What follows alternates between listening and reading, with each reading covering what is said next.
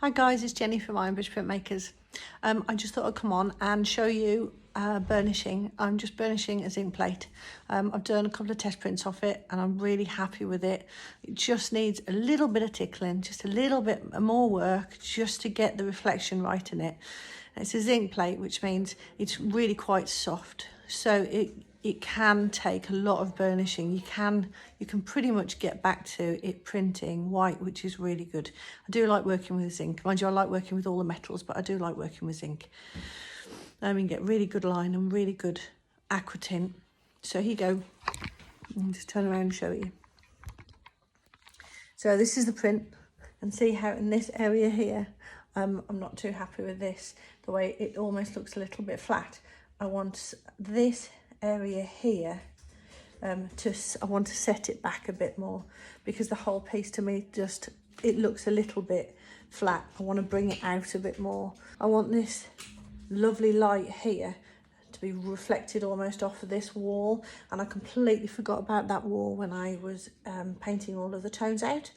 I should have made that white, so I've burnished back. Now here you go, you can see the plate here. If I move this over a little bit for you. Now I've already burnished. You've got some lovely burnishing tools here. A scraper burnisher, which is really lovely. We import these tools from the US. They're beautiful tools.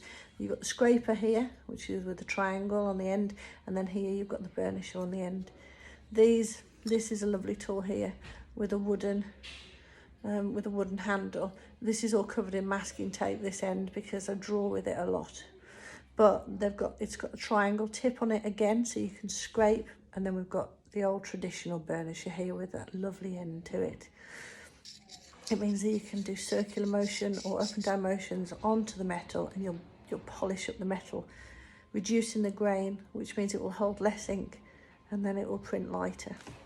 So the way I burnish, I like to use either the traditional burnisher or the scraper. When you're scraping, you can actually get back quite quickly. You can get back, go back a couple of tones. You can also almost draw with it as well, which I really like. I do know a couple of printmakers who think that this is their favourite part of the process.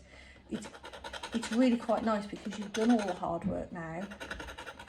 You know the aqua tint works, you know it's printing quite nicely, and this is just the almost finishing touches. Some people will do maybe 5 or 6 prints until they've just to get that print just right the way they like it. And I'm just going to bring up some of these lovely bricks in here, and I'll just pull those up nicely. Just give that wall a little bit more depth, I think. And then the only other place I was considering was this bit in here, which is this bit here. So I think I was just going to pull up, maybe because the light's coming here, I was just going to make this bit here a little bit lighter. So the way to do that would be very, very light. I'm lightly doing it, so we might not see this in the print. So I'm hoping this will just bring it up ever so slightly, just to give us that little bit extra bit of depth. There we go. Right then, I think we're ready for a print. I just got to do my edges.